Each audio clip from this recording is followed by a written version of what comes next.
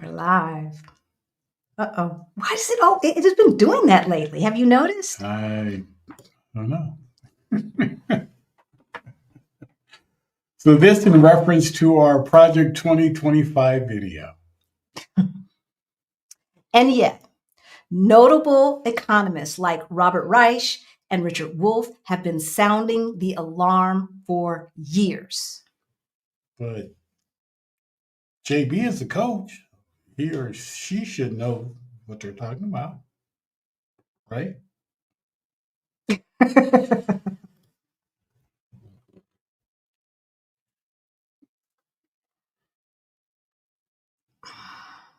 A study by American University and the Johns Hopkins University proved that non-Black teachers are 30% more likely to assume that their Black students will not and cannot complete a 4-year degree. And 12% are likely to believe that they won't even graduate from high school. Wow. As a matter of fact, Black teachers, not teachers of color, I didn't say that. Black teachers are the only ones who treat and have the same expectations for all students and discipline all students in the same manner. Sometimes a little harder on us because they know what we're going to have to deal with. But by and large, nothing like other teachers. Nothing. And yet, this is where we at, y'all. This is where we at.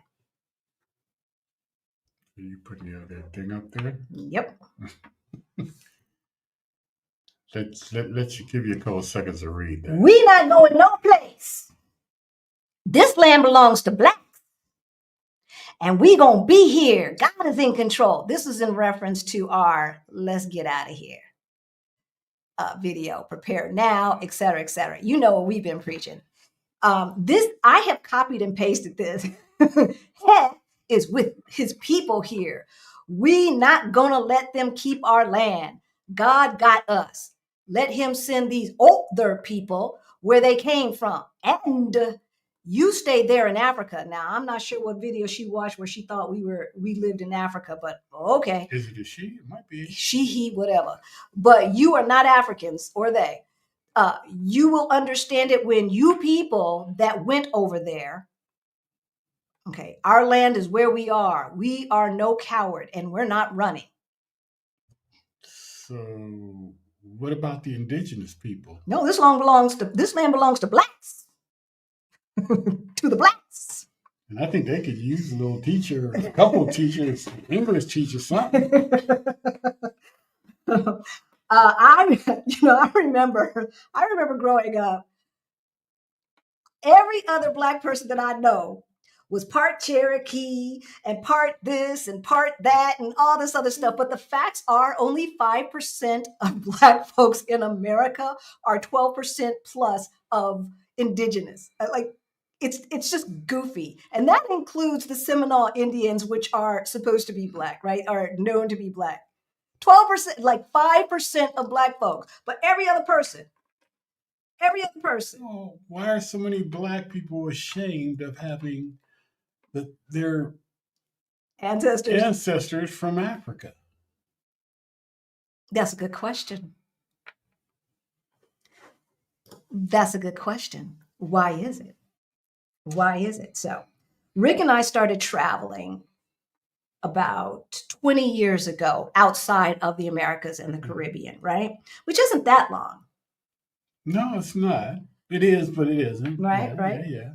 You know, and it changed the way we looked at and saw America, and we viewed ourselves in our place in the world. Yeah. So that's what we're going to talk about today, right?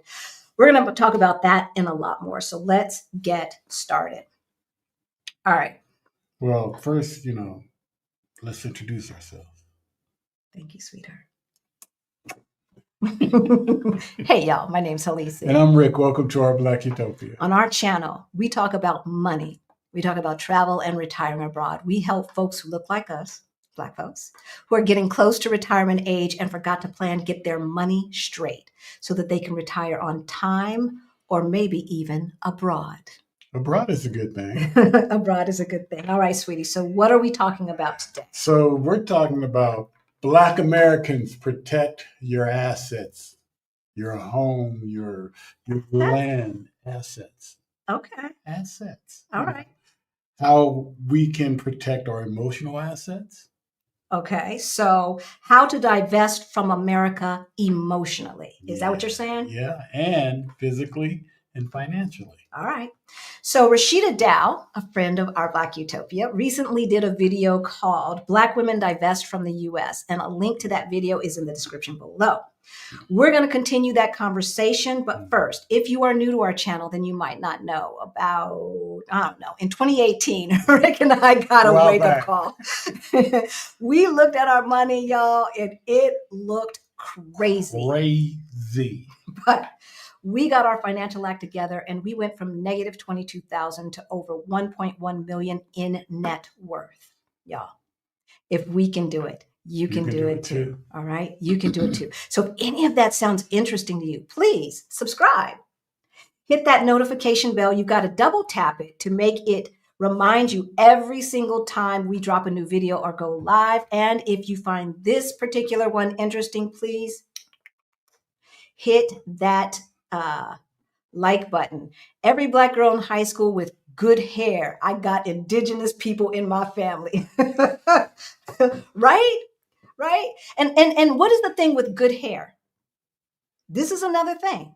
We're talking about emotionally divesting from America, right? Good hair. What the is good hair? Yeah. There's healthy hair and there is unhealthy hair. And I know that a lot of people with bone straight hair be doing a lot of stuff to try to make their hair look like ours. And yet, right? You know, speaking of that, if I can say, the whole time that we were on our trip through Thailand and Singapore, all the people of non-melanated people, not the native people, not the Thai people, they had dreadlocks and stuff. A lot of the white folks, especially in Thailand. Yeah. It's like walking up and down the beaches. It's like, wait a minute, y'all's hair. It was crazy. It was matted. It wasn't nappy. It was matted. It was matted. First, they ghettoize it. Then they gentrify it. And then they monetize it. That's what they do. That's what they do with our culture. First, they ghettoize it. Then they gentrify it. Then they monetize it. We're hip to the skip. We are hip to the skip. All right. All right. So we are going to go over the first part and then we will say hello to the folks who are in the audience. All right. You got to bring up another quote. All right. Or another, not quote. These are comments. These are all comments that were written to us. These are comments that we get in the chat, y'all. I mean, not in the chat, but in the comment section. And if you're watching from the future, hey. Let us know when where you're logging in from. We want you to say hello and give us your take on these comments. Those of you who are unable to fight should leave. You will only be in the way. Only a coward would leave his home without a fight. You would either stand to fight or stand to leave. One way or the other, you gon' stand. But would you tell an abused spouse to just stay and fight? Like, no, we wouldn't. I mean, this isn't a disagreement with a neighbor over hedges or cutting your lawn. Right? This is a fight to change the system. And that may not happen within our lifetime. No. Right? And life is too damn short. I'm sorry about that, ding, y'all. Life is too damn short to spend my whole life, my whole entire life fighting when I just want to live. When do we just get to live? Baby, you've paid your dues. You know, you've run nonprofits. You've had nonprofits since I've known you. You've been a community organizer in nearly our whole entire marriage. Yeah. You was always busy doing that for the community. For the community, right? For the community. There's a lot of times I had to. So, do I have a wife? Do I have a wife? Check on you. You okay? Right? And so when we get people in the chat talking about, cowards and running and all this stuff, it's like, dude, chick, do your homework. You don't know us. But you popping off.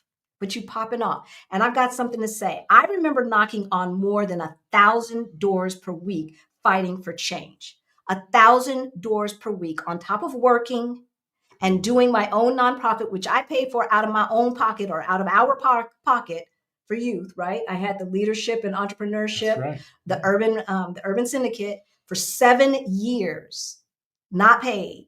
And then working as president of Colorado Black Women for Political Action for years, right? And then being a board member for years. And y'all want to talk about stay and fight? Like, when do we get to rest and just enjoy life? All right. So, step 1. Prioritize mental and emotional liberation. We need to unlearn. I'm gonna take this person's thing off the screen. We need to unlearn internalized racism. So the definition of internalized racism, I'm going to read this because it was a Black woman who coined this phrase, and she has defined it as the internalization of the racist stereotypes, values, images, and ideologies perpetuated by the white dominant society about one's racial group. And that is Ms. Pike. That was from 2010. Yeah, and some of the signs will look familiar. Yes, indeed. For years, the dominant group have decided what we as people from the African diaspora in America are to be called, right? Oh, yeah. We were Negroes. Negroes. Then we were colored. Colored. Then we were Negroes, right? Because on my birth certificate, it says Negro. That's what it says. So mine says colored. Yours says colored? See, YouTube, you cannot dock this. This is a fact. I guess it was where you were born. Well, it could have been that because California, Ohio, right? Mine says Negro. It says my parents are Negro. So, they've been able to call us whatever they want. Then we went to Afro-American, and then finally we landed on African-American.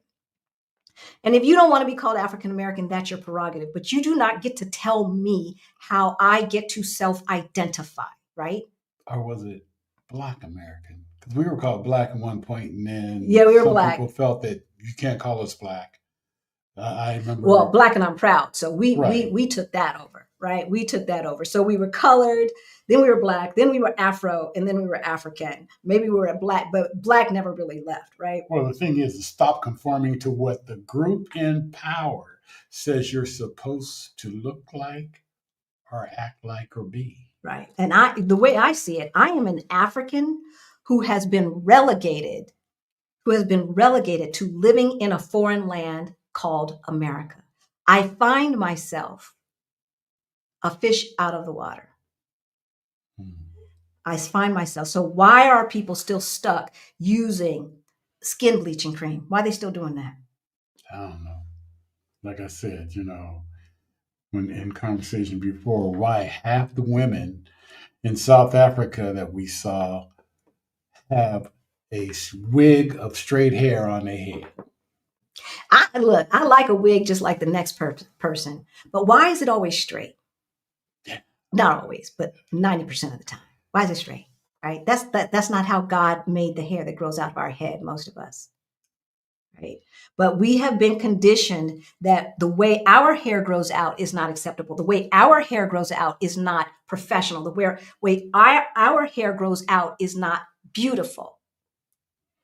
We need to uncondition our mind. We need to divest emotionally from the BS that is American brainwashing about who we are. Well, even other cultures fall into that bleaching thing. Yep. That's the one thing I saw in Singapore, I believe it was. Oh, yeah. Asians are really big on bleaching cream. They were advertising that like crazy. Yeah, we're not the only ones that have been colonized by the power structure. We are not the only ones who have been colonized by Euro thinking, right? But I cannot speak on what Asians need to do. I can only speak on what folks who look like me need to do. Until we get rid of hip hop rap culture, we're going to be trapped as we already are. So wait a minute. So no more KRS-One or Run DMC? Oh, spoken like a boomer. But where's the culpability for death metal and heavy metal, right? Look, No, crickets. well, It's crickets. and no one judges white folks based on the actions of one person. Yeah, but how many times, y'all, how many times have we watched the news and said, please don't let him be black, please don't let him be black, please don't let him be black, right? Y'all know when the shooting in New Orleans, Or the driver. before they said anything about what color he was, I know I was saying, please don't let him be black. Look, I am no longer going to take responsibility for the actions of a minority of the people in our community. White folks don't have to do that. White folks don't have to do that, right? When white folks do what they do, when the little boy crossed state lines and shot up BLM people, they weren't saying, oh, well, why can't white people get their stuff together? Where are the white leaders? They didn't say any of that stuff. I think they invited him to the White House. I think they wanted to give him a congressional medal. But y'all want to talk about our culture, and the music and stuff that comes out of our culture is the reason why we're, with no talk about the systems, with no talk about systemic racism. This is what y'all want to talk about. Bottom line, black folks suffering from internalized racism refuse to admit that racism is one of the major causes and crisis of the problem within our community. It is a crisis. It is bringing down the gross domestic product. Might be bringing down the gross national product, right? Racism is one of the reasons why we have a deficit and a debt. Because if we got paid the same amount, the United States would have more money. Same with probably Britain and everything else. You cannot legalize morality. And then we're going to, after we say hello to the people who are in the chat, we're going to talk about what we can do about it, how we can liberate our minds from American BS. But I just got to say one more thing about this, because I have seen too many TikTokers, IGers, and YouTubers talking about the problem with Black folks is our culture. They call it ghetto culture. They call it hip hop culture. We have nothing to say. They don't say the problem with white people is the fact that so many of them are on drugs. They don't say because the majority of people on drugs are white. The majority of drug dealers are white. The majority of the people who are addicted to, what's the new stuff that they're addicted to? The opioids and the bath salts and all this nonsense. Oh, they're white. The one that's killing them. Fentanyl. They're white. Right. The fentanyl and all of that stuff. They're white. They don't say anything about that. No, these same people, they don't say the problem with, no, because there's nothing wrong with white culture. It's just us. It's just us. Yet we don't talk about the fact that we do not have control over distribution. Well, we certainly didn't back in the 70s, 80s, 90s, right? When we did in the 20s and 30s, white America promptly bought out those companies to make sure that we could not distribute our own art, right? So they don't talk about that. Why are the people who are making the decisions on what kind of rap gets released, on what kind of our music gets released, on what our movies get released, they don't look like us. They don't talk about that. They don't talk about that. No. Even Oprah, even Tyler Perry, right? They don't distribute their own stuff. They make it, but they don't distribute it. Come on now. All right. You know the drill. If you have something that you want to put on screen, then you must put a Q in front of it. We're going to very quickly say hello to the folks who are in the audience. Rough Rider was number one. Rough Rider.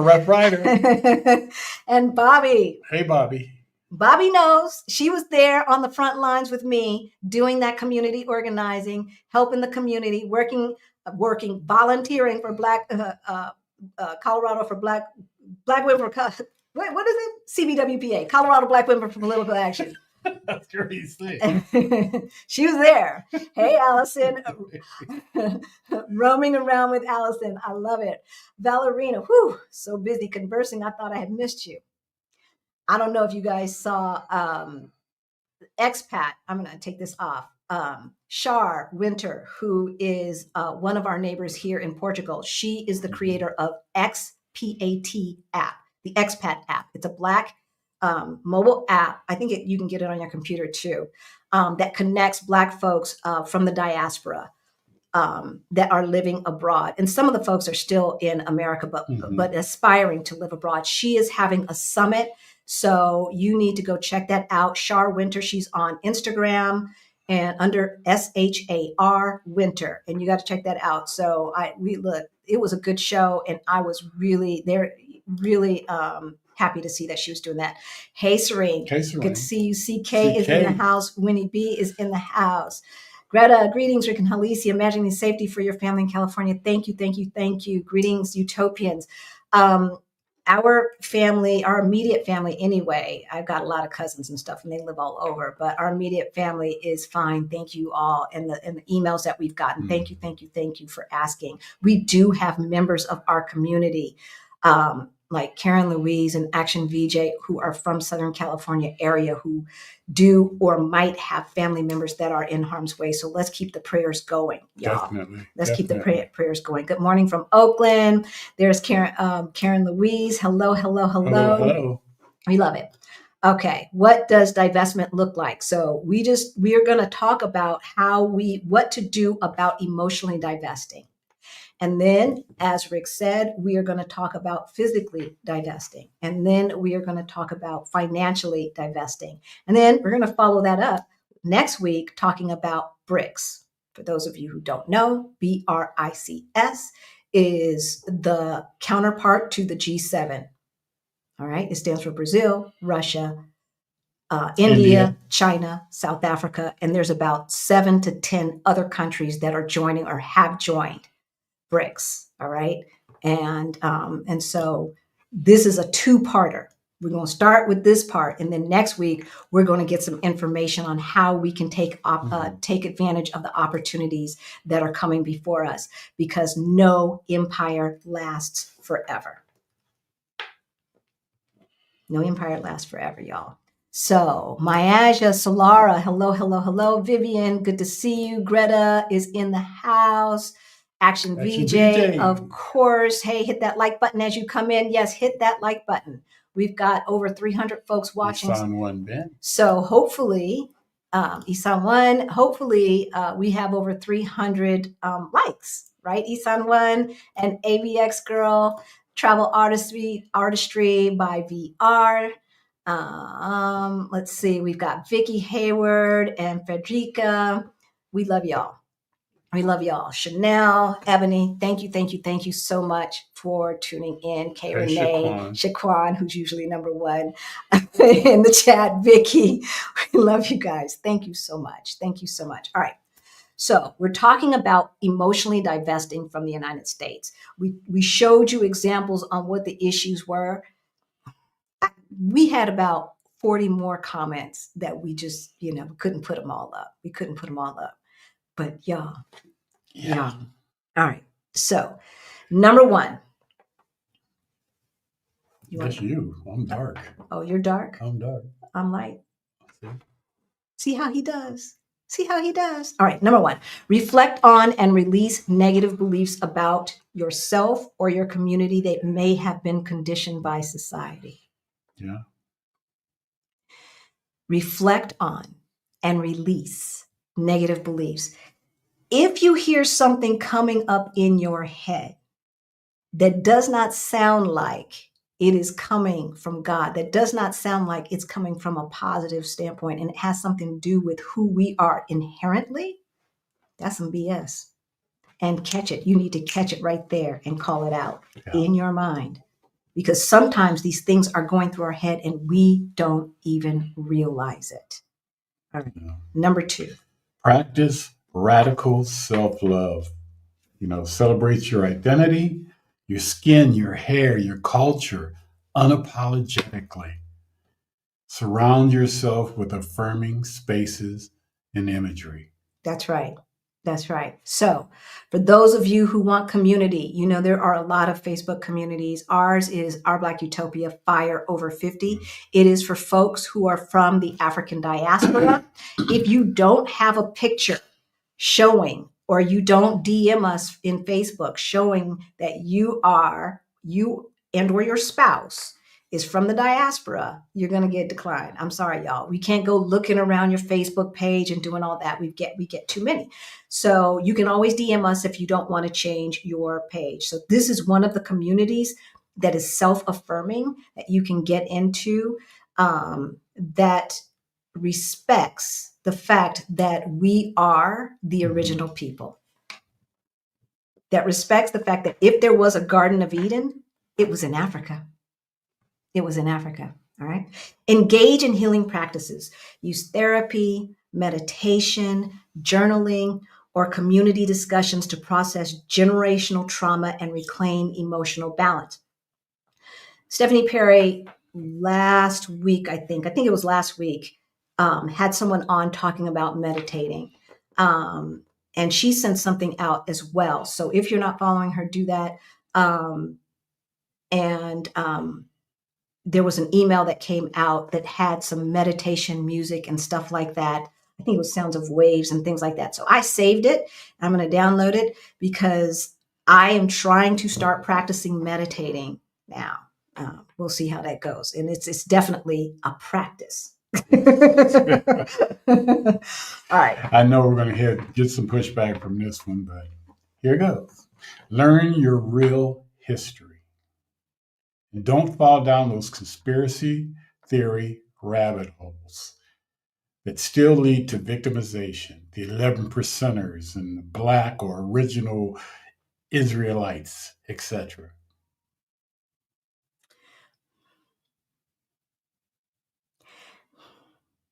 I know we're going to get it. I know we're going to hear it. But I'm going to tell you, I had a cousin who was falsely accused of something and got caught up in the criminal justice system.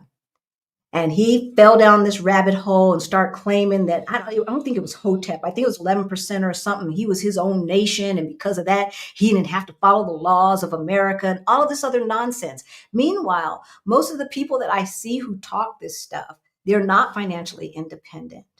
They don't own their own businesses. They are still enslaved to the debt and the system that is America. All right. Let's find out who we really are, right? Thankfully, y'all know I was raised by Sister Soldier and Malcolm X. So I had to go to Saturday school and learn ancient African history from the time I was 4 years old until we moved to Los Angeles. And so that gave me a foundation to know that we come from greatness, that we come from a continent that had great people that did great things. And maybe some of them were Israelites. I don't know. That's like that's like religious stuff. That is irrelevant. I don't know. So I get the feeling that some of us just don't want to have our ancestors come from the African continent. That we have been so conditioned to think that there's only giraffes and lions and rhinoceroses or whatever on the continent, and there's no intelligent human beings. The original people, the original modern human beings, y'all, are us. Everybody else is a derivative. Why are you not claiming that? Why are you not claiming that? And even the Seminole Indians originally had to be from the continent because we all are. We all are. So explore cultural practices that honor our heritage, either as Africans orphaned in America, like Kwanzaa, or African practices like treating our elders with ultimate respect and honoring our ancestors. Yeah. All right. Be very aware and reject negative stereotypes because they're everywhere around us. Perpetuated by the majority group and its media outlets. I mean, come on. Now. We showed y'all. I saw a picture. I got a picture on, what was it, Instagram or something, of a guy going down the street running from a house that was on fire. Mm-hmm. And they were saying like he was a looter, but he wasn't a looter. Who was he? He owned the house. He was getting away from it and trying to save his stuff. So, but the first thing they do is they see a black person, an image of a black person with stuff, and they immediately looter. You know, and it's interesting because I showed y'all this in a video about maybe last year. I showed you two pictures. One, this was during Katrina, so you know this was a while ago, but they're still doing the same nonsense. One was a picture of some white folks with bread and groceries and all this other stuff that they had grabbed. And one was a picture of Black folks with basically the same kinds of things. The caption under the white folks was, you know, Katrina survivors, you know, scavenging for, you know, and trying to find, you know, some supplies. Under us, you know, Katrina survivors looting the local stores and running from the police or some such nonsense. Both sets of people doing the same thing, but one is looting and one is scavenging. So be very aware and reject those negative stereotypes. And I'm going to tell you, in media, they are pervasive, almost ubiquitous. All right, let's see what you guys are talking about. And then we'll talk about divesting physically. Okay. I'm looking for the cues in front. So we talked CK, what does divestment look like? We're talking about that now. Wait, we don't have any questions. I'm sure we do. Here we go. Emotionally divesting is a good thing. Thank you, Valerie. That seems to always be the hardest thing for people, cutting the strings. And that's why we started with divesting emotionally, because when we talk about living abroad, when we talk about moving abroad, the biggest pushback we get is from people who are so emotionally connected to the idea of being American that they can't imagine a world where they are not. Even though America is that abusive spouse, it is that abusive spouse that slaps us every other day. And the days in between, it's, oh, baby, you know I love you, right? I love you. If you would just do what I say do and act right, then I wouldn't have to hit you. You make me do this. You make me do this, right? And then we're like, oh, okay, baby, I love you too. And we stay. And then the next day they slap us again. And I just don't understand why people who look like us are willing to take that. I know some may not have a choice today, but for those who do, for those who are in the position to start making those moves, why would you want to stay? Why don't you love yourself enough to leave?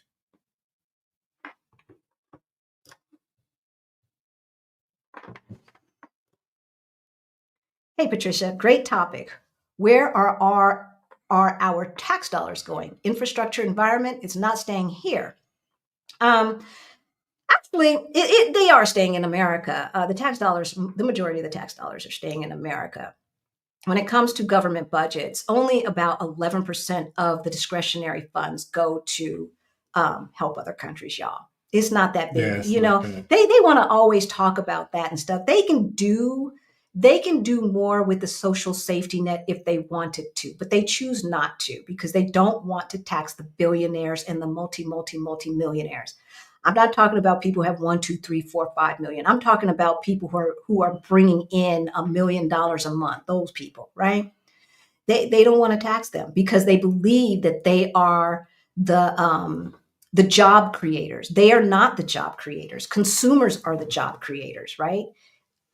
And the workers who do the actual work help create the jobs. They create the value. The CEO and the stockholders, they're not creating value.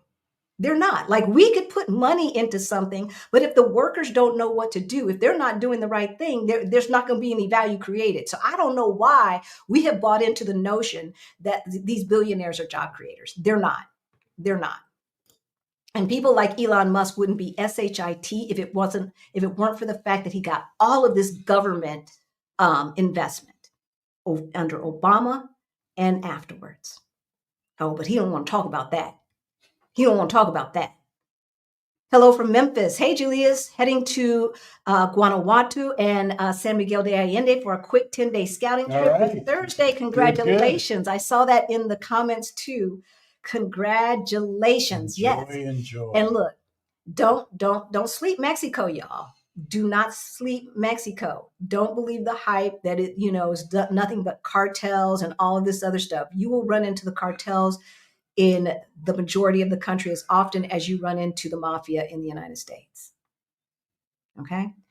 IMO, I don't know what IMO means. Is it, in my humble opinion, no hair, or at least very little of it, is good hair. Ain't nobody got time for all that messing around. That's how I think. That's how I think, Peaky. I realize that not everyone is that comfortable with that, though. I do too, and that is our conditioning. That is our conditioning. But I grew up hearing good hair. My family was not allowed. We were not allowed to say that. We were not allowed to say the N word. My parents didn't use that at home. My grandparents didn't use it, and we didn't talk about dark-skinned, light-skinned, good hair, and all that stuff. Those kind of conversations did not happen, except for to be instructive and talk about why that is not. I remember, because we've all gone through this, y'all. We've all been brainwashed. I remember when I was in fourth grade. Was it fourth grade or third grade? I don't know. We were living in Tar Heels. If any of my LA folks are watching, you know where Tar Heels is in Culver City. Well, I remember hearing this from another kid, and I repeated it to my dad. Now, I told you I was raised by Malcolm X. So I said, yeah. So I don't remember the kid's name. So Johnny was out there sunbathing at the pool today. Now, remember, I grew up in Southern California. Johnny was out there sunbathing at the pool, or, why he out there in the sun? He dark enough. My dad looked at me. He was driving. He said, so what's dark enough? I said, well, he says, no, I don't know. What is dark enough? I was 9 years old. And that was one of the most memorable lessons. I was like, well, yeah, what is dark enough? Conditioning, y'all. It is so ubiquitous. And unless we attack it and call it out, we will perpetuate it. And I thank God that I had the parents that I did when it comes to this subject matter, because they were on point. And my dad, he was not mean about it, nor condescending about it. He was just asking questions. And I'm getting teary thinking about it, because first of all, my dad's dark. But he's my dad. That notion didn't even occur to me.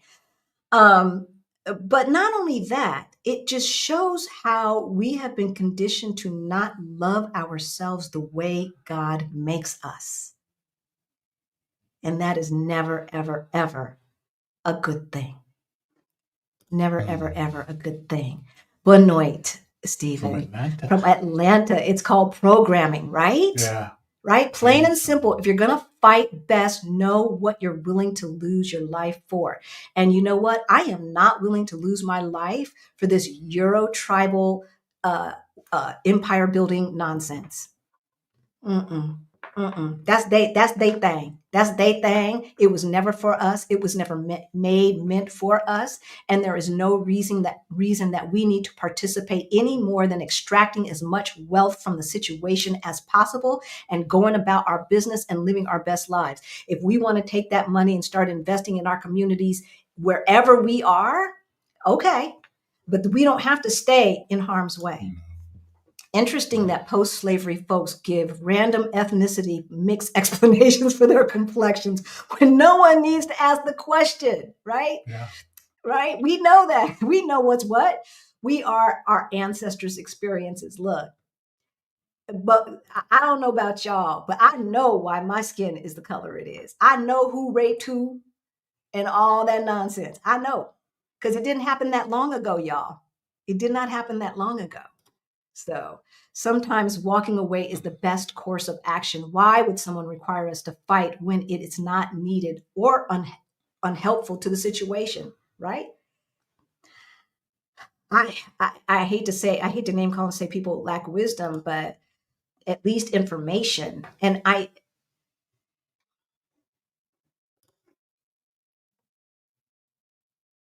love it. I love it. Are Blacks doing the pretty and calling themselves colored when they call themselves people of color? So I started using people of color because I don't like the word minority. Minority has a negative connotation. And we are not the global minority, right? We are a part of the global majority as people of color.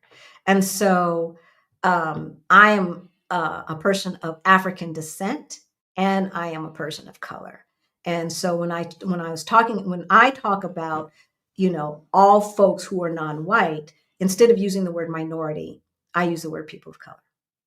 And I started that a long time ago. As a matter of fact, one of our family friends who was a city council person in San Diego, he stopped using the word minority way back in the 70s. And he was the one, I remember him having this conversation with my mom, who said, "What minority? Why everything that refers to us is something that has a negative connotation?"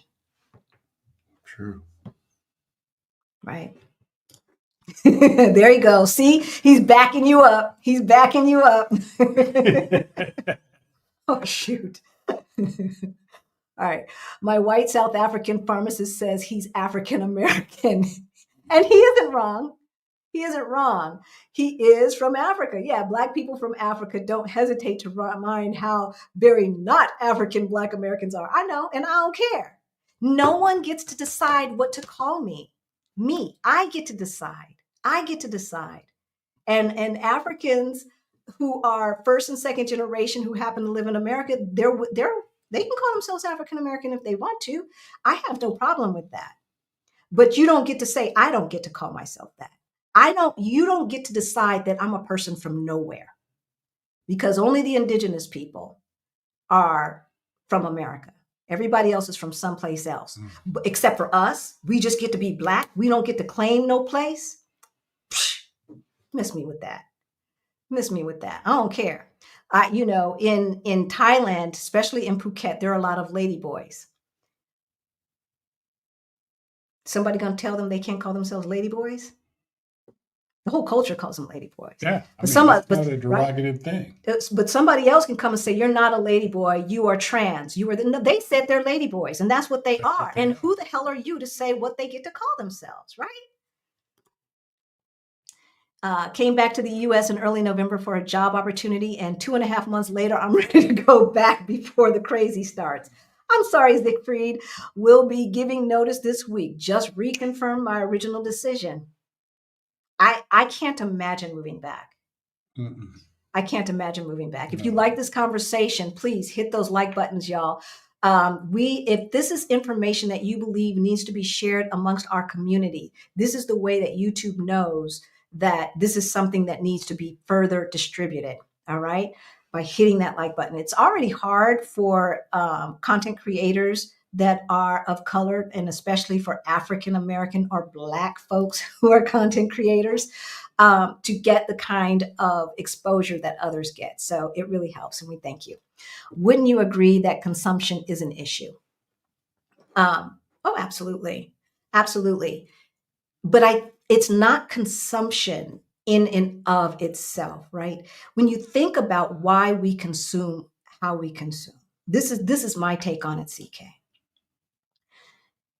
It is kind of like respectability politics, right? Remember the days when grandma would say, and even back in the days of the civil rights movement, we didn't come out in jeans and t-shirts during the civil rights movement, knowing that we were going to get water hoses on us. We came out in Sunday best. We came out in Sunday best because, we're going to make sure these white folks know that we're respectable and we're this and we're that. It was always to get an okay, a thumbs up from white folks. That's what it was about. And that's what consumption is about too. We have to have the car. We'd rather spend money looking rich as opposed to spending money gaining wealth, right? We want to look wealthy instead of gain wealth because we don't believe or we don't have the information on how to gain true wealth. So we just want to look the part, thinking that that is going to put us in a different stratosphere with the power structure. But you and I know they don't care. Mm-hmm. They don't care, right? If Trevor Noah's been pulled over in New York, they don't care. They don't care. And there's no way that you can say that a New York cop doesn't know who he is. Support your local small businesses. Yes, Kimmy. Yes, we did a whole show on that, the Black Friday show about supporting local and small and Black-owned businesses. And that's what we do here. That's what we do here.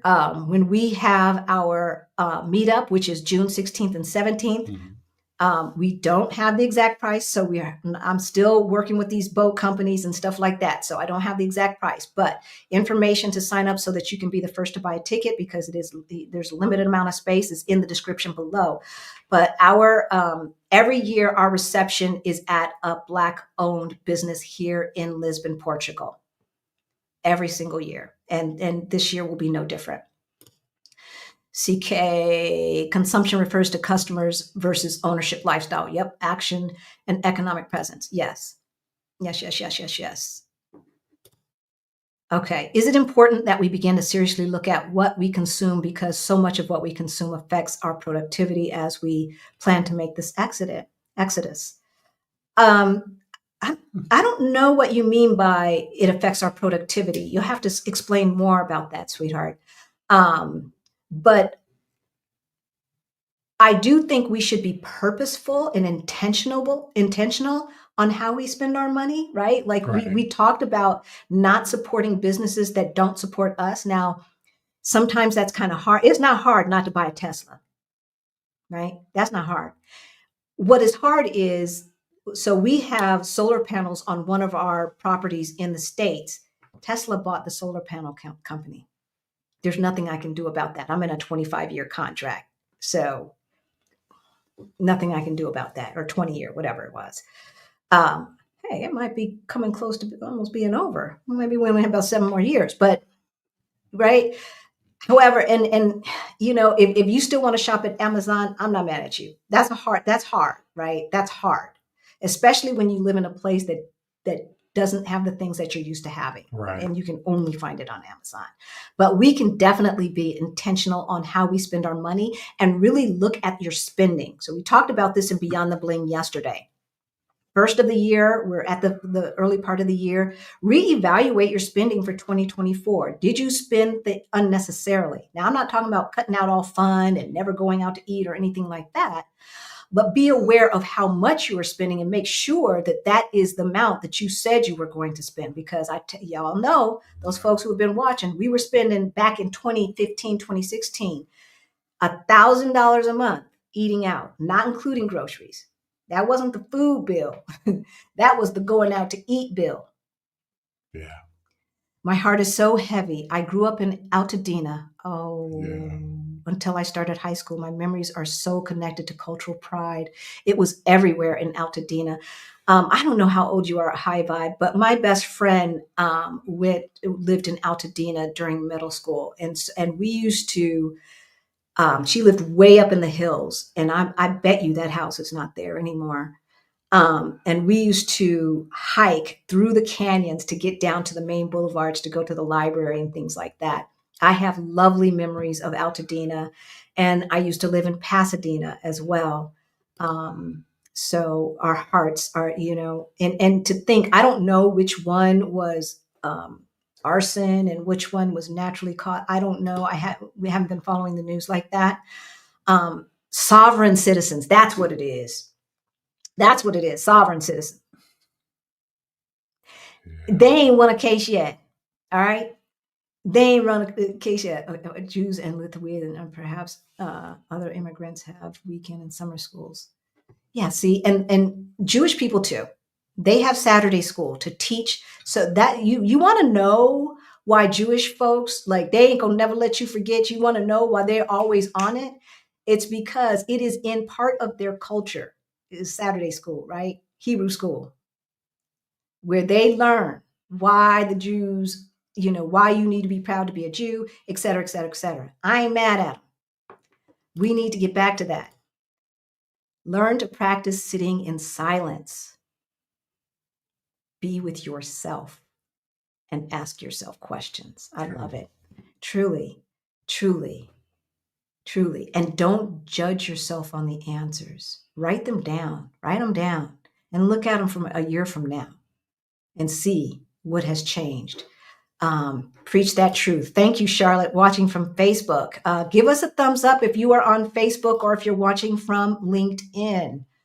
All right, let's get through this because y'all know we will talk and it'll be 3 hours later and we still got 2 more things to do. Excuse me.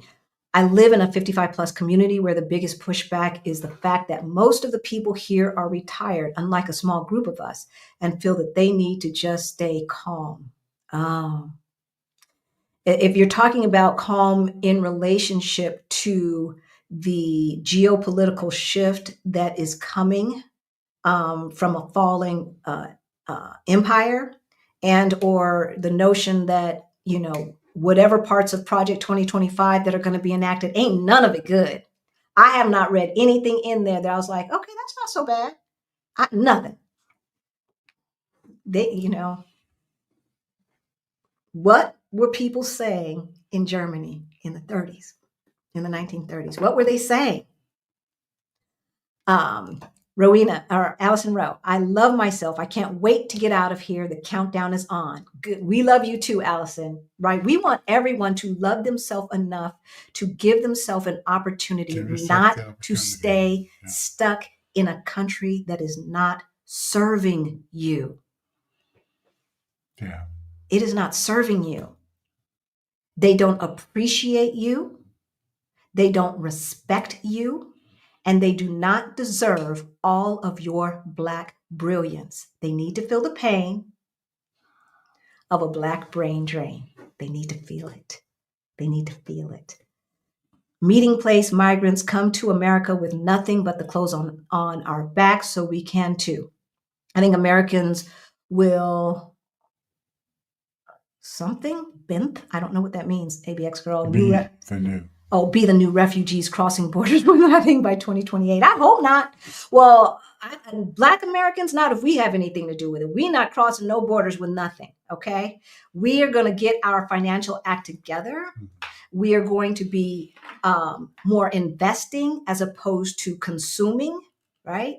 We're going to spend, like I stopped buying my Nordstrom shoes, and every time I want to buy something, I'd buy a share of stock. That's what we can do. Even if it was a fractional share, that's what we can do, okay? And what we're not going to do is say, Mexico's on point. Mexico is on point. What we're not going to do is say that those who are still unaware of how easy it is to get started in investing are somehow less than, right? That's not what we're going to do. What we're going to do is we're going to each one teach one, right? That's what we're going to do. These fires have been set. All of them? Land already acquired, and the blame and lies is being placed on the mayor. Yeah, this is not the mayor's fault. She increased the budget. She took down the budget in one area, but then increased it in other areas. See how LA Times lies. They lie. And they want the Black female to fail. But we know the most educated, the most prepared, the most hardworking Americans are Black women. We know that. Should we ever be afraid of citizens of other countries will begin to dislike Black American people? So too many Black Americans going to the same good countries. There's not enough of us totally awesome. There's not enough of us. There's just not.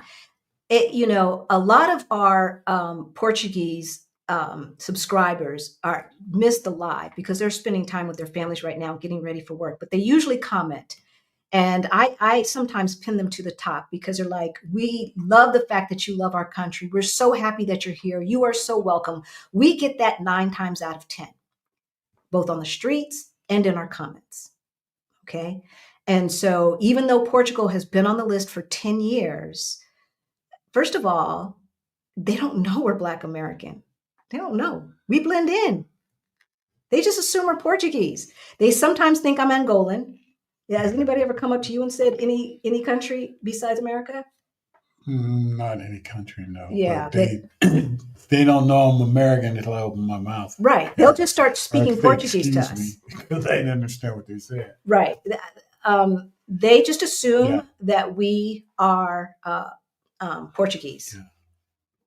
So I have yet. We're gonna go down to the Algarve if Teddy is watching. We're gonna go down there soon and see how that feels, because that's where he was. But yeah, there's no complaints about African Americans or Black Americans. And even in Mexico, I remember Didi driver, I think it was Didi that we used down there, basically saying, we know the Americans that we need to avoid, and they don't look like you. Okay? Because we have home training. We know how to act like guests in other people's houses. Disrespecting them. Right? We're not down there disrespecting. Well, now there's a few of us, like I met one in Thailand who was beside herself, right? And didn't want to talk like she had something up on us. And I was like, baby girl, I'm just saying hello. I hear your American accent and you tripping, right? There's a few of us out there acting like they're too good. But by and large, we know how to act. We got home training. We know how to act as a guest in somebody else's house. You right? We don't just go into somebody's house and go straight to the refrigerator. We ask, right? That's why we must pay attention to our thoughts and programming. Observe your thoughts will change your life. Yes, it's, oh my gosh. Greta, you are so right. You are so right. And Greta, you did an amazing job helping our person last week with our side hustle coaching. Amazing job. So thank you. What do you think about Zuckerberg and Bezos' new stance on diversity and fact checking? I am one click around from dropping Facebook and Amazon. So this is what I have to say about Facebook and IG. When I was the president of Colorado Black Women for Political Action, that the name of the organization is Colorado Black Women for Political Action, it was hard for me to even buy an ad when it came close to election time. Because we have political action in our name, we would get tagged. And they would prevent us from advertising that our monthly meeting is coming up. They would prevent us from advertising for our annual gala because bad actors were doing other stuff, right? Because Bannon and that whole group from way back used Facebook to overturn governments. We little bitty CBWPA had to be penalized. So if this will eliminate people like Colorado Black Women for Political Action from being dinged for no reason, then I'm all for it. And then people, look, we have already been infiltrated by disinformation and misinformation. And so I guess it's on us now to make sure. Now, if he's saying what he wants to do is do what YouTube does, which is just put, if something is mentioned, like if COVID is mentioned or something like that, they'll say, get the latest COVID statistics here. And they'll put something like that under the video. If that's what he's talking about, that's cool. But I know a lot of the small organizations, Black organizations, NAACP, et cetera, during those days were getting dinged and not able to put out information for their people. So,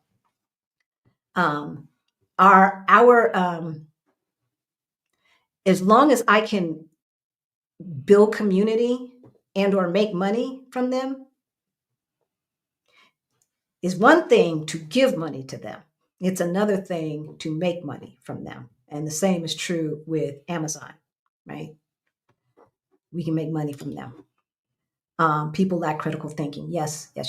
So, but getting back to this, Vivian, I think it's a wait and see. I think we need to wait and see. All right, let's hurry up. June meetup is June 16th and 17th. Information is in the description below. It's the first link in the description below. Well, after Rashida's link. I saw a post on social media that said white-skinned people are only 7% of the global population.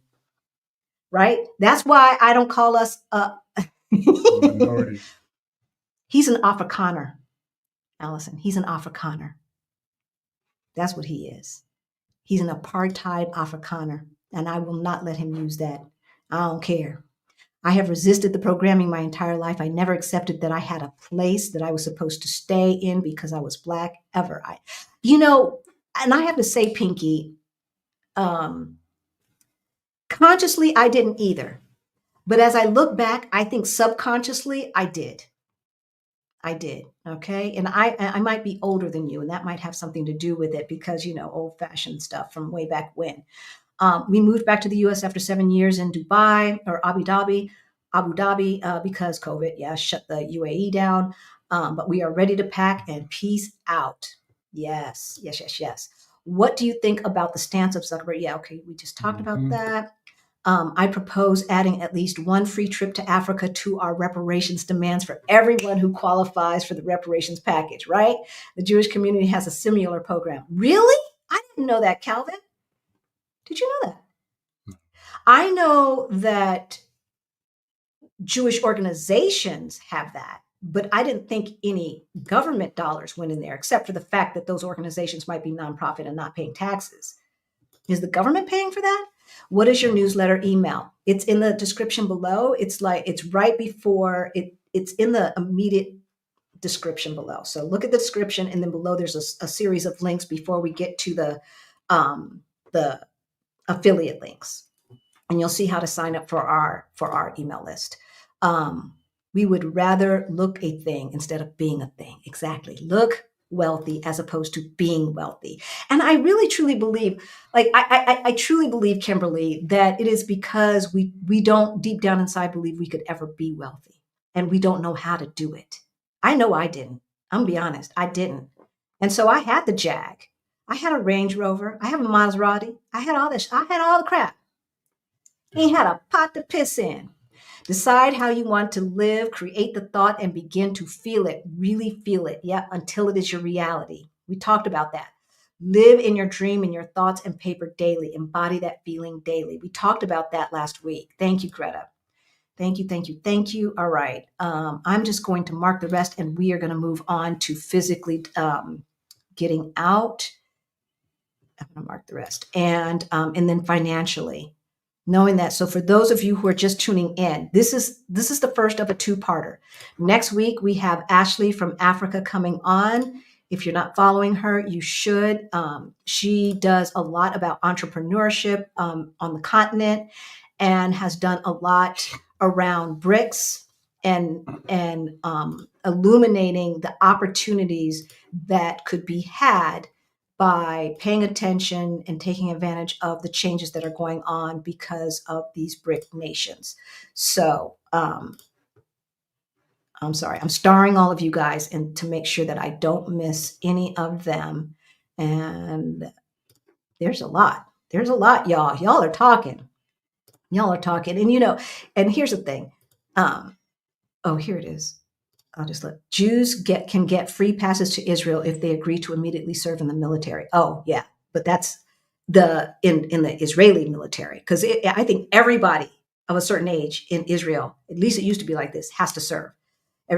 Everyone has to serve at one point, except for the Orthodox. Yeah, that's how it was, at least when I was coming up, because I had some folks who were like, I ain't going back because I ain't fighting.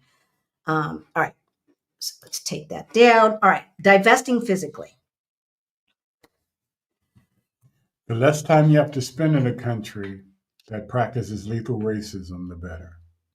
The less time that you have to spend in a country that practices what? Lethal racism. Lethal racism. Lethal racism. Racism is global. Anti-Blackness is global. Yes, there is racism here in Portugal. It is not lethal, not like it is in America.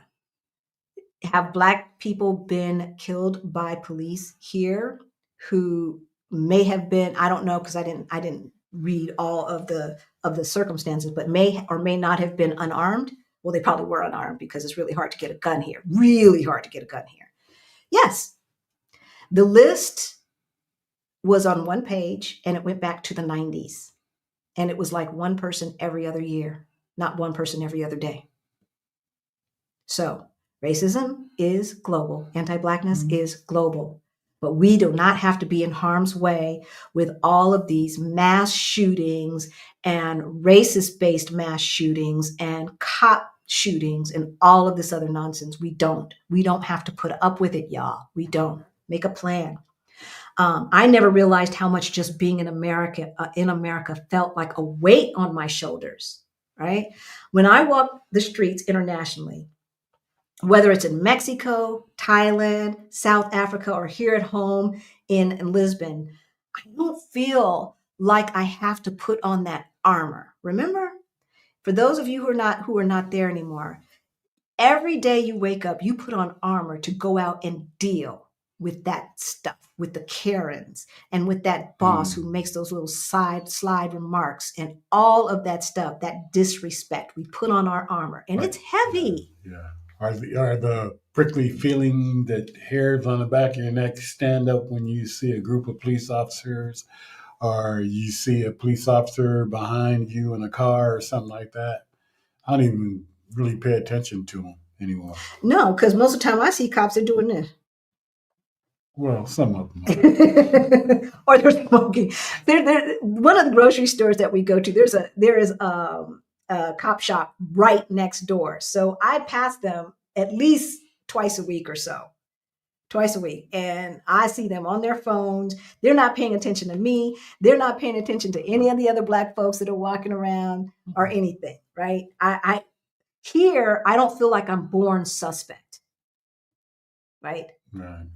Yeah. When I told y'all this is why we from the diaspora really need to get in touch and uncolonize our mind.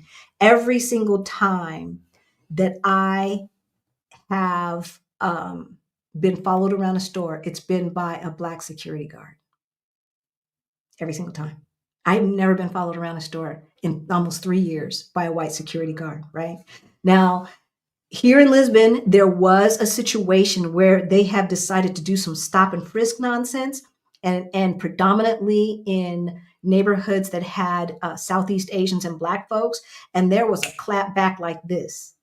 Yeah. It is so rare here that these folks, they were like, WTF? Oh, hell no. Oh, hell no. They went off. There were protests. They started setting cars on fire and everything else. They're like, oh, hell no. We ain't putting up with this. At this point in America, it would take 10 of those situations for us to get up in arms because we're so desensitized to it, right? We are so desensitized. So, yeah. Oh, yeah, there it is. I'm sorry. I took your line. Yeah, you did. I took your line. So, yeah, they did have a huge protest, and they lit a couple vehicles on fire and let them know, yeah, we ain't doing this. Yeah. You know, and it died down. It did die down. It did die down. I think that we have become so desensitized to police violence and to racialized police shootings and mass shootings. It's just like Tuesday in America. Tuesday in America. Right? I mean, it is. Yeah. There's two ways you can do this thing. Okay. You can let the blue passport give you automatic entry around the world and keep bopping around while you work remotely or you run your business. Right. Or you can get long-term residency visa, right? It's much easier. It's much easier in most countries than it is in the United States. Why does it keep doing that? Than it is in the United States to get a visa. Okay. So what Rick is saying is that being a digital nomad, bopping around, you can get out tomorrow, right? Put your stuff in storage, get out. Mm-hmm. You can get out before January 20th if you've got a 100% remote job or if you run your own business and you can do that online. Even though we have a friend who actually has a physical office in the United States, she has her staff, the majority of her staff is in the United States. She's here.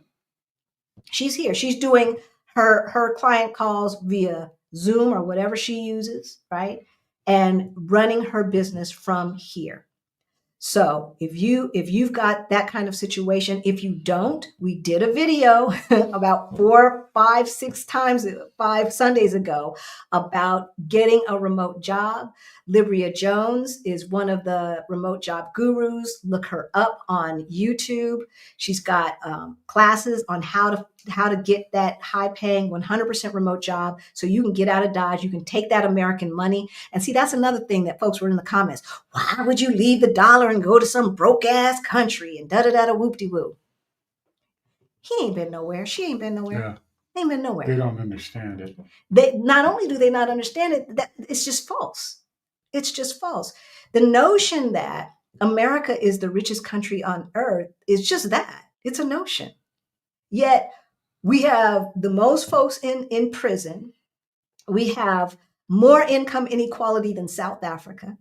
We have lower GDP growth than most of the BRICS countries, but it's the richest nation on earth. And yet the average American is $1,000 or less away from a catastrophe. So get that out of your head. Get that out of your head. Take that American money and go to a place where there's a lower cost of living. Save and invest until it hurts so that you can stop working ASAP. Mm-hmm. All right. So next, we are going to talk about divesting financially. We're going to go ahead and talk about that right now, and then we'll get to the questions and let y'all go. Because next week, we're going to have Ashley in Africa. Yep. Who's Cool Peeps. So we have had Ashley We've had her on before when we were in South Africa. We broke bread with her, and she's the real deal, y'all. She's Cool Peeps. And so we, about 5 weeks ago, I don't know, I'm losing track of time. I asked a question. This is a question that we used to ask, when we were trying to see what was up with folks, how they felt. Why are poor people poor? This person says, people are poor because of excuses and poor money management. Stop blaming and be held accountable. Stop relying on others to be there, including some of these jobs. Now, I agree about some of these jobs. I definitely agree with that part. But really? Really? That's what we want to say. The fact that America has not raised the minimum wage in almost 20 years, that couldn't have anything to do with it. The fact that we had union jobs that paid a living wage in the 60s and 70s and early 80s, and we incentivized corporations to take those same jobs and move them overseas to China and other countries to have lower wages, that couldn't have any. And then those jobs were replaced by welcome to Walmart. That couldn't have anything to do with it. It's all our fault. We're making excuses, right? Never mind the revocation of Reconstruction. Never mind no more 40 acres and a mule, right? Never mind limited GI Bill access. Never mind the fact that we were virtually written out of the Social Security for the first 30 to 50 years. No, never mind any of that. Never mind redlining. Never mind any of that. Ain't got nothing to do with that.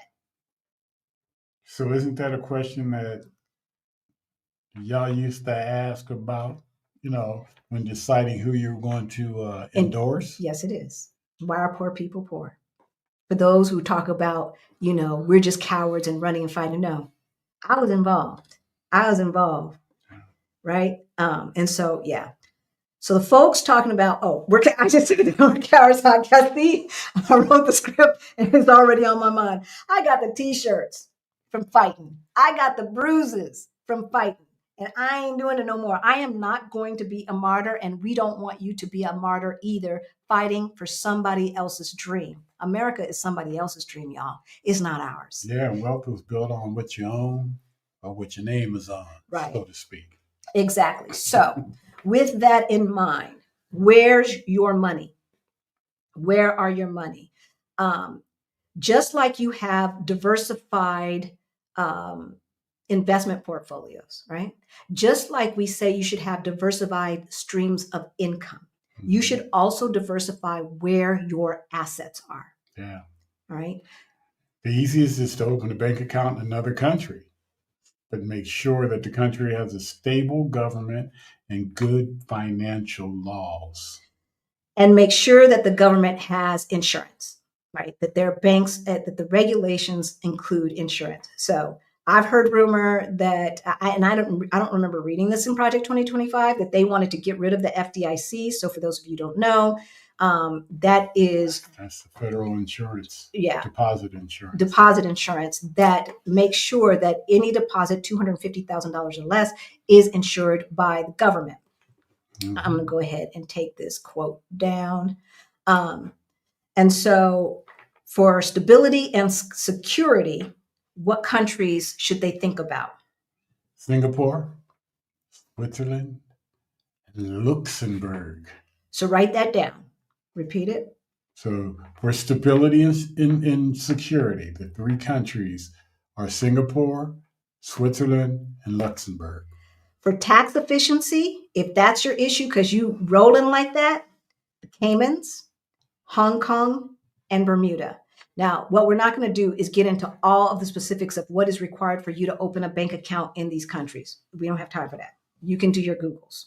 We gave you the countries. Now do your Googles. All right. Easy access. Easy access for Americans, Canada, Mexico, and Portugal. Portugal.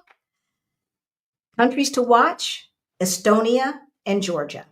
All right. So all of the countries, again, Singapore, Switzerland, Luxembourg, Caymans, Hong Kong, Bermuda, Canada, Mexico, Portugal, Estonia, and Georgia. All of those countries are countries that you can open up a bank account and and rest assured that the governments are stable enough and they have enough regulations to protect your money. Where your business at? Where's your business registered? Even if it's just a little business that is selling things on Etsy, where is it? So we only consider countries that have low bureaucratic hurdles and low reasonable taxes. Portugal's not going to be on the list, y'all. It might also make sense to have different areas of your business registered in different countries. Okay. Yeah. Like separating YouTube from coaching, from our courses is how we do it. Exactly. So we don't have it like that. It's all just under a new dawn. But as we get more sophisticated and have more money to worry about, I could see that we'd have one company that owns the YouTube money, one company that does the courses, and then one company that does the coaching, and all of those could technically be in different countries, registered in different countries. All right. And we would look at that based upon how much money those different divisions of our company are making, and then what are the tax implications involved. Okay, so what countries are we looking at? All right, so Estonia. Estonia has 0% corporate tax, and they're known for its e-residency program, which allows non-residents to establish and manage businesses entirely online. That's Estonia. Okay, and you got Singapore, a global business hub with a strong reputation for efficiency, taxes, corporate tax rate of 17%, with generous tax exemptions for new businesses and no capital gains tax. No capital gains tax. Which is interesting because Singapore is expensive, y'all. Yeah. Is expensive. The UAE, someone was just talking about the UAE, offers free zones with 100% foreign ownership and simplified regulations. So that's something to consider. Okay. The taxes there are 0%, 0% corporate and personal income taxes, except for the oil and banking sectors, which we're probably not going to be involved in, right? 0% corporate taxes, 0% personal income taxes. Come on, y'all. And then Panama. It's ideal for entrepreneurs seeking a presence in Latin America. Panama. Bobby is correcting me on the meetup. The meetup is Monday and Tuesday. The meetup is Monday and Tuesday. So if the landing page says something different, I will correct that after this. Thank you, Bobby. I appreciate that. Look, the company is us. This is it of the company. And he has been under the weather. So it's all been on me. Right. Yeah. So along with the Panama thing, the taxes, the territorial tax system, only local income is taxed, no tax on foreign sourced income. No tax on foreign sourced income. So if you live in Panama and you have an online business like YouTube and coaching and stuff like that, all of your customers are outside the United States, no taxes. If you've got a brick and mortar in Panama, then that's a different situation. However, so this is just a sample to get you thinking outside the box. Other countries to consider are Georgia, Switzerland, Cyprus, Hong Kong, New Zealand, and Ireland. All right. So I'm going to read all the countries again for your business. Estonia, Singapore, UAE, Panama, and then Georgia, Switzerland, Cyprus, Hong Kong, New Zealand, and Ireland. All right. So do your Googles and thorough research before making this move. And depending on the scope of your business, employ a local professional. Yeah, don't just register your business in another country, okay? Make sure that you have done all your research and don't make assumptions. So for instance, a friend of ours decided to move her business to here in Portugal, not realizing that as soon as you register your business, you, by law, must hire an accountant, and you must file monthly forms with the government, even if you're not making any money, even if you don't have a customer, you still are paying somebody. Now, I'm sure that this was to fix some problem that happened in the past. I don't know, but it's an overreach as far as I'm concerned. And so I would not register a business until I had clients, because you ain't got no business if you ain't got no paying customers, right? And so the friend of ours was not making a dime, but she was paying €350 per month between the taxes on what, I don't know, and this accounting firm. So really make sure that you understand what the implications are in all of these places. And again, when we're talking about depending upon the scope, if you've got a business that already has a lot of paying clients and you're bringing in a decent amount of money, you need to hire somebody to make sure that you truly understand the tax implications, okay? And to make sure what you consider foreign sourced is indeed foreign sourced as far as their definition is concerned. All of that stuff, all right? We don't want to get caught out there. But if you have been paying attention, then you know folks who are 7 and 8 figure folks are doing what we're talking about. You don't have to be a 7-figure, 8-figure person to start being smart about making sure that all of your eggs are not in one basket, that all of your assets are not in one country, especially a country that is going through some turmoil and maybe going down, right? We're also going to research what it looks like, with this conversion rate. If the value of the dollar goes down, was there something you wanted me to mark? No. Okay. If the value of the dollar goes down. So I was beginning the research on currencies that we could trade, change our money when we're opening up these bank accounts, the currencies that are strong and stable and don't have these big dips, that we can move dollars. And now we may be losing a little bit of value, probably not, but we might be losing a little bit of value. But in the long run, you might be better off. So this is a wait and see. This is something that we are seriously looking at. We've already moved chunks of money to Portugal, because I don't know what's going to happen right now. The dollar is strong, but if the melon felon gets in there and starts doing all of the stupid stuff that he wants, I'm not sure how long the strength of this dollar is going to last. So I'm trying to mark your questions as we do this. Okay, last but not least, real estate. Okay, where's your real estate? Wealth is having things in your name, is owning stuff, right? We own 2 pieces of property. Both are in the United States. Thankfully, they are in blue states. So for right now, we are in a holding pattern. But we are very aware that we may not own both of those properties in the future. One we will probably keep until the last minute because it's just a condo and it's in Los Angeles in a prime location. But the other one in Colorado, I don't know. I don't know. So we talked about where your cash is located, where your business is located. Now let's talk about real estate.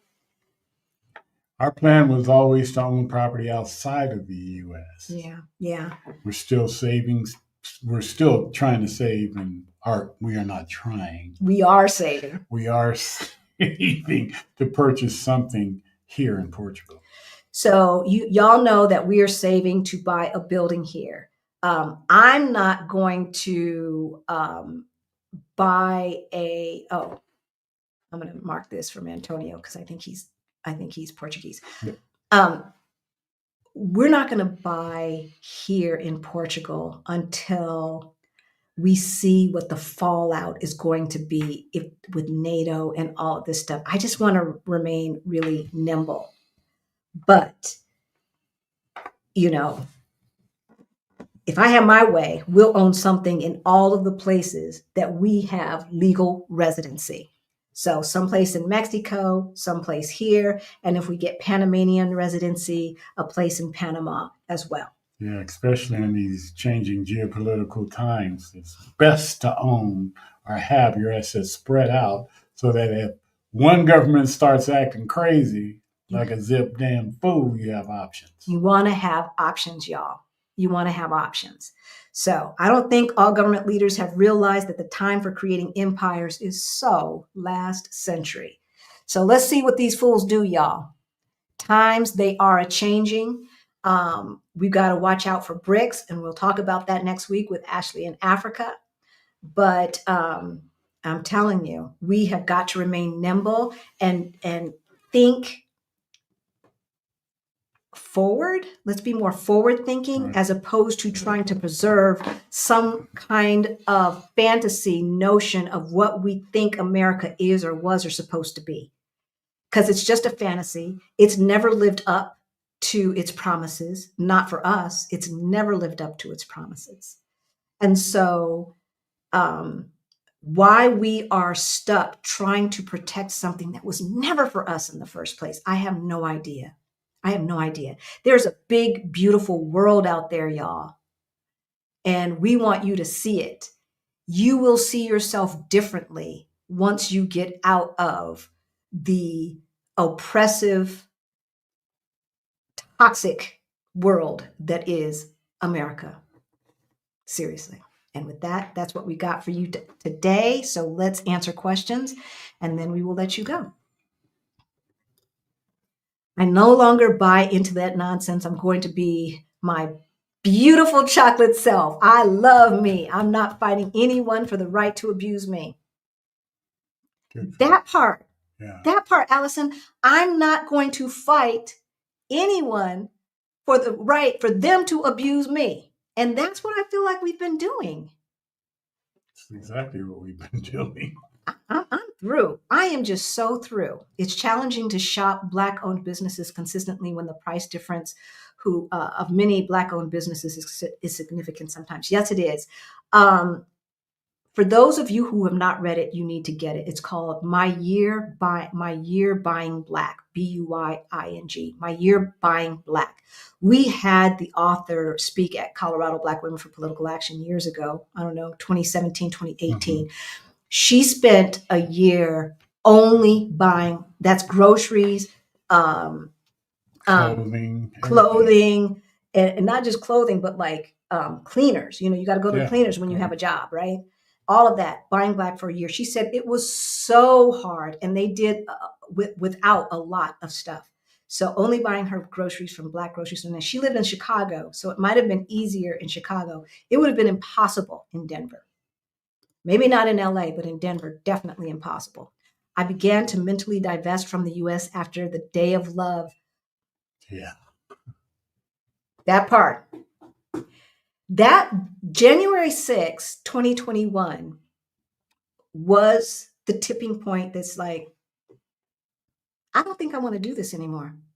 I was working in politics. I was like, I don't think I want to do this anymore. I saw my friends up on the screen looking scared and barring themselves into the chamber and stuff. And I'm like, what are we doing? And why am I participating? I'm tired. It's making me sick. I'm anxious all of the time and everything else. My hair was falling out. Y'all, America will kill you, step over you, and go for the next person. No excuse of not knowing all of the information is here. That's right. Take inspired action, review info that would assist you, create habits that will cause you to overcome issues until you become what you desire. I love it, Greta. You need to write a book, Greta. Yeah, Greta, you do. Stop tripping. And I don't think you were there yesterday, Greta. I don't think you were there yesterday. I'm 55. Yep, we lived up in the hills too. Okay, so you are a little bit younger than I am, but yeah, but same time frame, right? Same time frame. Hi, Halisi and Rick. Hey, Samantha. What are your thoughts on buying land in central Portugal and developing a community of tiny houses for tiny house living? I think it's a great idea. It's a great idea. Just know what you're doing when you be here, know what you're doing, and know the laws and everything like that. Yeah. I mean, if you're starting from scratch, if you're building the tiny houses, then you don't have as much issues as you would buying a house from somebody else with all of these rules and laws that are so different from what we're used to. Right.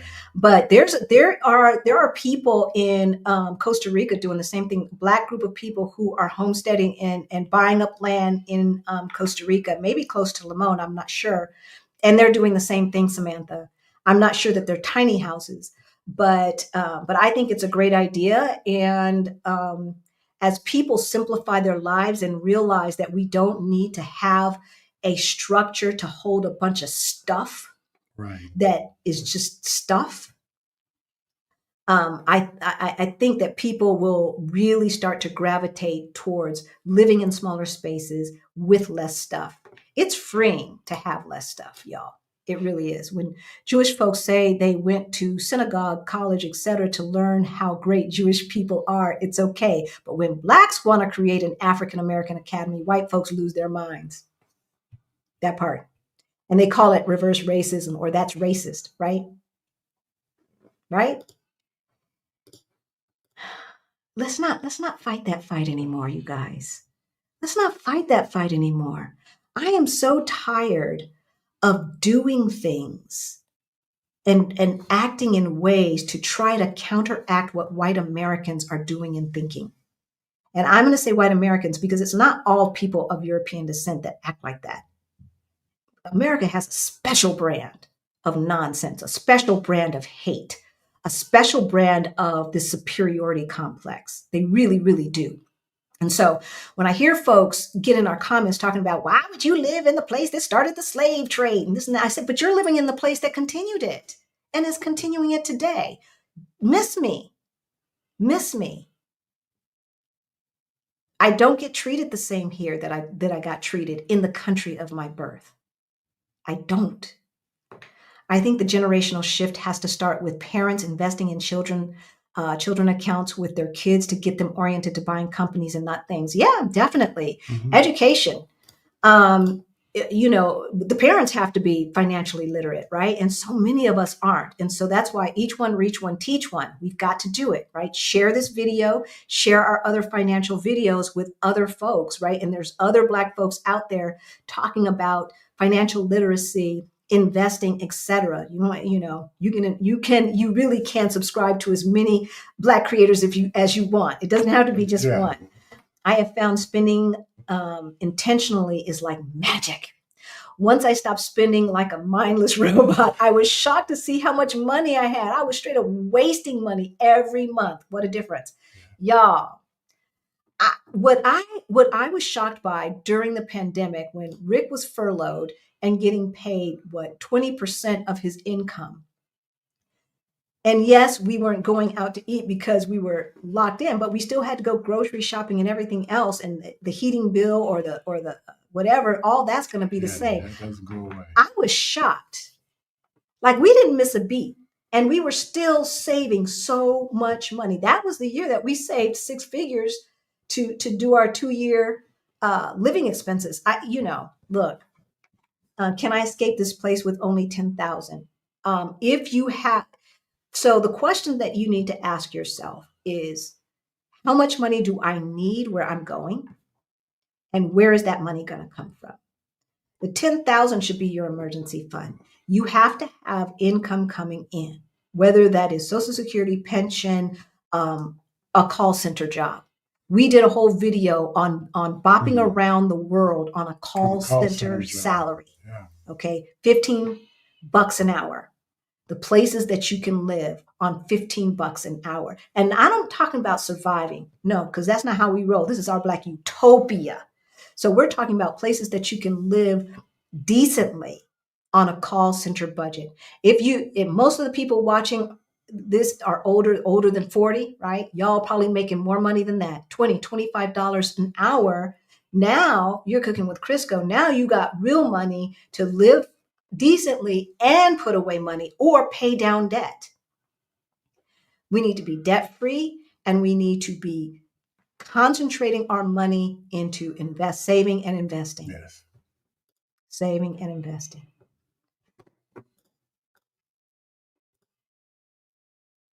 If you guys were not in Portugal, what other European countries would you consider? Do you like France or Eastern Europe? Countries like Bulgaria, Czech Republic for Black Americans. Rough Rider. We've never been to Bulgaria or the Czech Republic. We did just see somebody who's living in Estonia, and she likes it. She likes it. I know Black folks who've been in Georgia and they like it.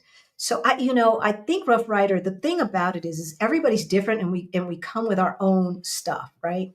What vibes with us will not necessarily vibe with you. The reason why we chose Portugal out of all of our travels around Europe is because this is the place, besides the fact that it's pretty, besides the fact that this is a capital city. Lisbon is the capital of Portugal. And so all of the amenities that you would expect to be in a capital city are here. The museums, the plays, the concerts, the this, the that, anything that you can do in the United States besides Disneyland, you can do here in Lisbon, Portugal. Mm-hmm. So besides that, because France is the same way, right? Madrid is the same way. Yeah, we have friends that live in France. We have friends that live in Spain. Yep. They love it. They love it. But it didn't vibe with us the way Portugal vibes with us. And I think the biggest thing is that we blend in. We blend in. We're not walking wallets. We don't look like immigrants. We just blend in. And it's a nice feeling. Mm-hmm. And then not only that, the Portuguese people are so kind. They really, really are. And I have personal experiences with folks going out of their way, with Portuguese folks going out of their way to be helpful. And so that's why we chose Portugal. Now, we say to anybody, put together a list of needs and wants. Write it now, because you don't want to write it while you're in a country. Ooh, that's pretty. Ooh, that's nice. Ooh, baby, that's nice, right? And then you get all emotional about the place, because every single place that we've traveled to, we're like, ooh, we can live here. Hey, ooh, we can live here. I was in Singapore. I was like, ooh, we can live here. I can live here. Right? And we're and literally looking at real estate and stuff, y'all. Every single place. Mm-hmm. Brussels. Every single place. I don't want the snow. I don't want the cold either. And then the thing about Singapore and Thailand, the only thing is the summertime. So it would have to be a wintertime thing, because it was hot enough in the winter. I don't know what I would have to do with the summers.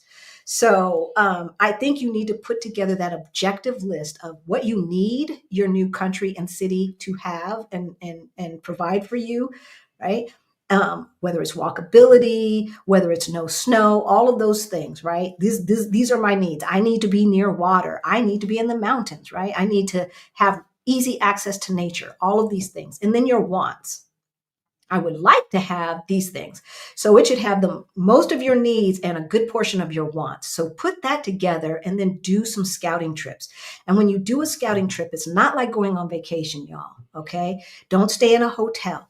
You're not going to live in a hotel, unless you're going to live in hotels. If you're going to bop around as a digital nomad and just live in hotels, that's not how I roll. And it's expensive.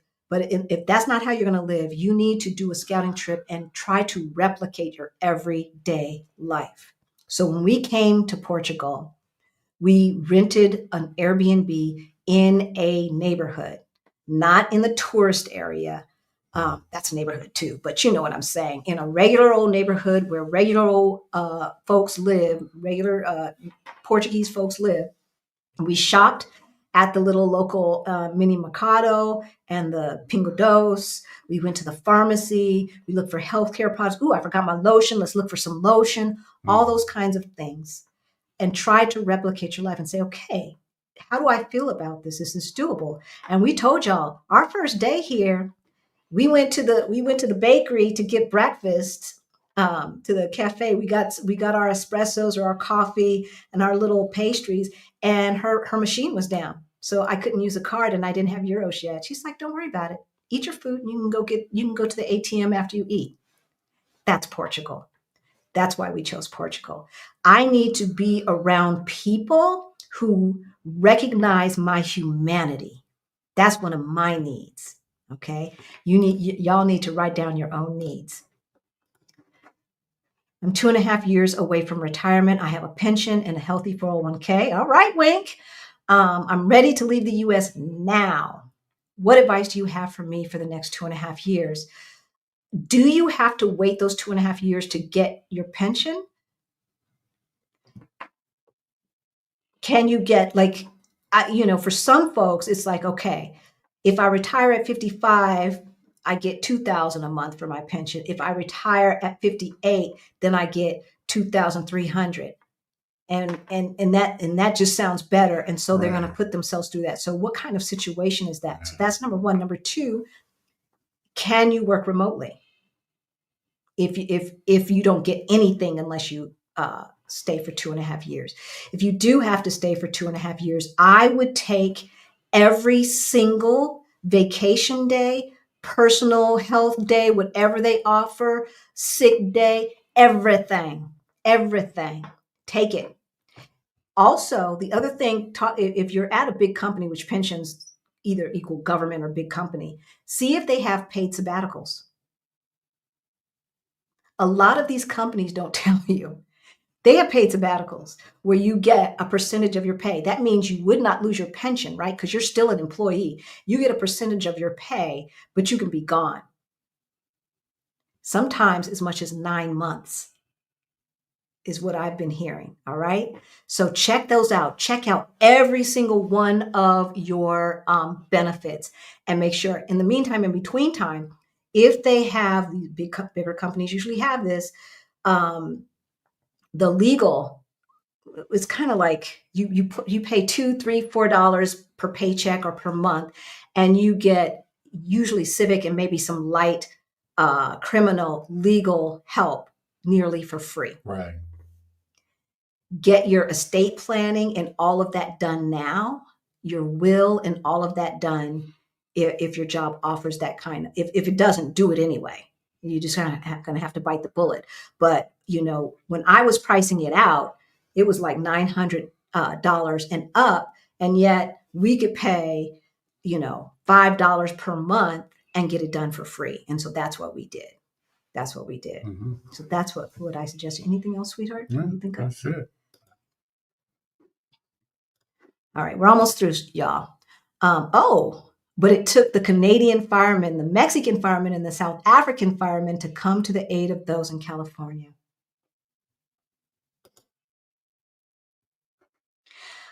Those immigrants, right? Oh, but America's the best. I thank Mexico and I thank Canada for pitching in. And I keep gatekeeping nothing. I will share everything. I know. I want us to win. I know you do, Greta. We love you.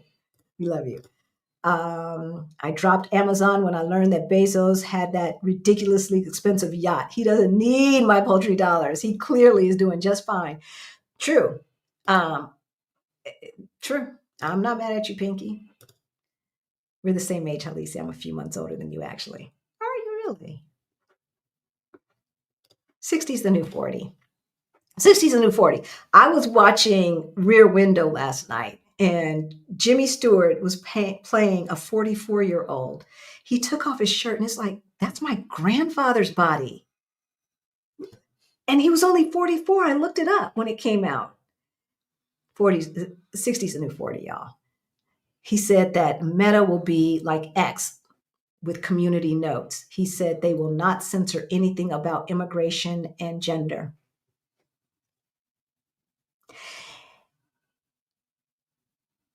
Here's the thing. Censorship, when folks censor, we usually get censored more. And the stuff that we really want to get out does not get out, right?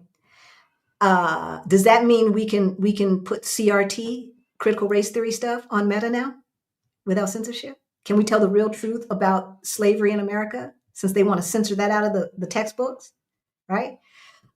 We have to be critical thinkers. This is what I get from this. Okay. We are living in a world where people want to be stuck on stupid, and they want to call us stupid because we're reading what Project 2025 says. And then they come in our comments talking about, he said he's got nothing to do with that. And then after the election, he's like, psych, psych. Yeah, we're going to do that. But we're stupid, right? So I want to go to a place where people value education. I want to live in a place where people value critical thinking, where they're not promoting mediocrity, where they're not promoting stupidity, right? George W. Bush says, oh, you can get C's and still be president. Well, that shouldn't be, because a Black person cannot get C's in grad school and be president. That's what can't happen. Otherwise, we're a DEI hire, right? So we gotta get critical with our thinking. And we know that Americans are just kind of goofy. I don't want to say stupid, but they did a stupid thing. So I guess if you keep doing stupid things, then I guess you just are stupid. I always tell my friends who envy expensive things that you have to have money to maintain it. Otherwise, it's a waste. Why drive a Bentley if you can't afford the oil changes? Or like your buddy who tried to buy a Mercedes and put a Chevrolet engine. What was he trying to buy? He bought the Mercedes, but he switched the engine out with a Chevrolet engine. Because he couldn't afford to maintain the Mercedes engine. He couldn't afford the Mercedes, but he wanted to look the part. But it had a Chevy engine. It didn't last too long. But what I like to say is you can afford anything, just not everything. We have to make choices and we have to prioritize. And so our priority is travel.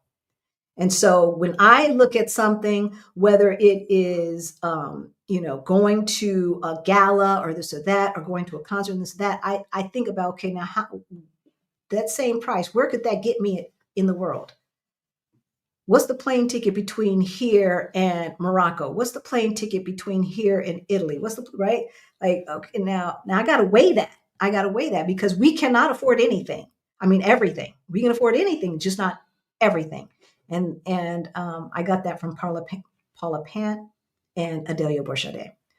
So summer meetup. Okay, so yeah, I just said, so the meetup is Monday the 16th, Tuesday the 17th, and I will fix it on the landing page. Monday the 16th, Tuesday the 17th. That's the meetup. The tickets are not on sale yet, but make your plans accordingly. It is happening. We've had it every year. We will have it this year. I'm just negotiating with the boat companies. Another weight, family narcissistic behavior. Oh, Lord, yes. Which is another reason to leave the country. Sometimes being with family ain't the best thing, right? Yeah, true. Some families will drive you crazy, right? And it's really hard for Black women to separate themselves from family because we feel obligated. We're supposed to be the ones that take care of this person, that person, et cetera, et cetera. And for those of you who are newer, my parents, both of them are alive and they both have dementia. I was taking care of my dad for 4 years, and both of them are now being taken care of in assisted living. It is my responsibility to make sure that they are taken care of. It is not my responsibility to physically be the one to do it because they'd be dead. Somebody be dead. I might be in prison and they'd be dead. I don't know, but I'm not the one. I can't do it. I'm a much better daughter, organizing, helping pay, and making sure that they are getting the kind of care that they need. And they're not in a facility. they're in a private home, which makes a big difference because they get personal care. There's only 4 other people. I talk to the lady every week, sometimes twice a week. So it can be done from another country. Did you learn to speak any languages during your stay in other countries? Andre, we still trying to learn Portuguese. You got to be there a while. I learned Kampuka, thank you, Kampuka. in Thai. Yeah. And I learned the difference between doing it here, here, here, and here. I respect people's cultures. I love learning about new cultures. I love learning new languages, but I'm really concentrating on learning Portuguese, and I'm continuing to take Spanish. And then French starts coming out because I took French for 7 years, but I'm not trying to learn Italian yet. I'm not trying to relearn French yet. Portuguese and Spanish, that's it. And that's it. And hopefully that will keep my brain young enough so that I can learn French and Italian, and then that'll be it. I feel if we worked from home for 2 years during COVID, then our employers should allow us to be right to do that, period, right? But I think it's a control thing. I mean, there is something to be said, especially for like R&D, research and development departments, that team dynamic and how you start creatively brainstorming and things like that. Sometimes those kinds of things are done much better in person. But by and large, the majority of us, you in the accounting department, why you got to be in the office? So somebody can make sure that you are trying to look busy. As long as the stuff gets done, it gets done. The richest nation on earth can't pay for education. The richest nation on earth can't pay for healthcare. The richest nation on earth can't pay for retirement, right? But allows guns and openly practices segregation. Thank you. Thank you. Preach. Frederica, there was another protest this weekend about the stop and frisk operation in Martin Moniz neighborhood. Okay. The Shega Party is making it about backing the police and anti-immigration. Here we go. Here we go. If we have somebody Portuguese in the comments or in the chat, please let us know how you feel about this whole situation and should we be concerned with the Shega Party? Is there a cloudy and rainy part of Portugal that people who like cooler weather can live? Yes, Porto. Porto. Or as we pronounce it here, Porto. So that's up north, and it's more kind of San Francisco-y to me. Seems like people everywhere else in the world except the US, people understand that what you allow to happen to one group will soon be happening to you, right? So they protest and raise hell. Exactly. That is recognizing the humanity of other people. And that's what is missing in the United States. All right, glass half full. I'm sure it's not lost on anyone that the 2025 inauguration ceremony is landing on MLK Day. No, it wasn't lost on me. And I will not be watching it. Elon Musk is building the largest AI facility in the world here in Memphis in my Black neighborhood, and there is an NDA in place. Not good for the hood. Never is. No, it's not. It's not. Which country was zero on income taxes before you named Panama?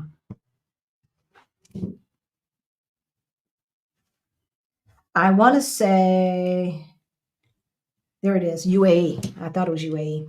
I don't know why that. We get rid of that. Is it that? Oh, there we go. Yeah, UAE. That's the one.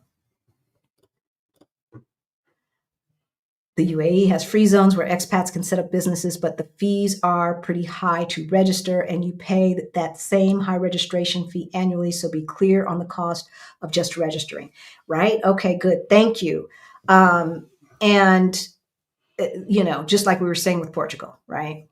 Be clear. But, it might be offset with the taxes. So, and then it also depends on how much you're bringing in. I guess that amount, $300 a month, is her Social Security as the company manager. Oh, maybe, Antonio, maybe if those taxes were paying into paying into Portuguese Social Security for her future use, I'm down with that.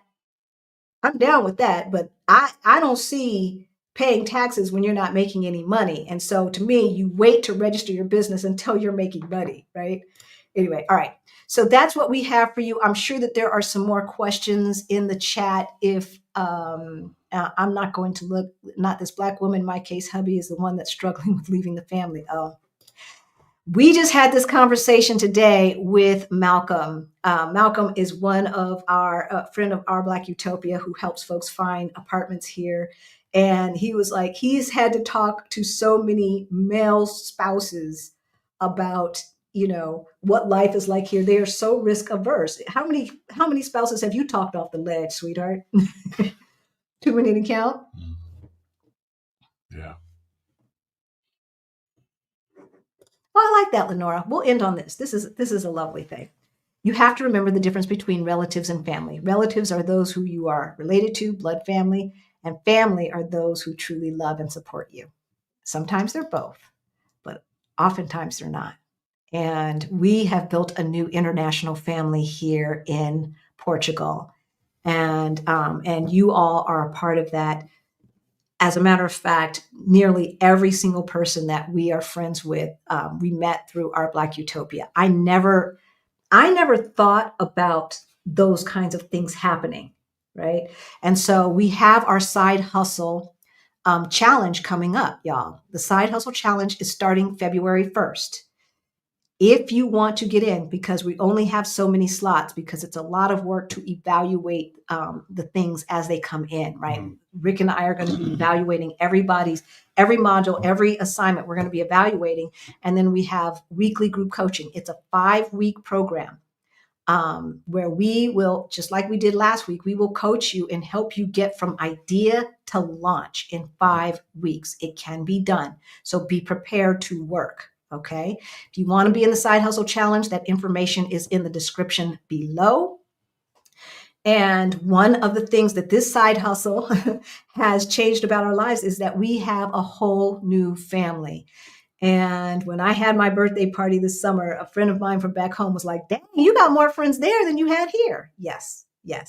Because once people come here and you're no longer under that oppressive thumb, there is a freedom, there is a joy. And so most of the people we hook up with and connect with are just joyous, lovely people. And I feel so blessed. Yeah. All right. So if you have more questions, if you need help getting your money straight, we have one-on-one coaching that is in the description below. We also have our financial freedom course for late bloomers like ourselves. It's called Beyond the Bling. That is in the description below. If you need community, we are on Facebook, Our Black Utopia, FIRE over 50. FIRE stands for Financial Independence, Retire Early. We're also on Instagram at Our Black Utopia. We're on TikTok too, but I've only got a few videos on there, and I'm not sure if it gets banned. I'm not sure I feel like putting in the energy to keep it up. I don't know. What do you guys think? Let me know what you think, and if so, then every time we put something on Instagram, we'll go ahead and put something on TikTok as well. Be sure to tune in next week to watch Ashley in Africa educate us about how we can take advantage financially from the BRICS movement that started nearly 10 years ago. And if you did not see the coaching session that we did last week, we did live coaching with someone to help her get her side hustle growing. And it was a great conversation. You should watch that and then sign up for the Side Hustle Challenge. And with that, we will see you on Thursday. Bye.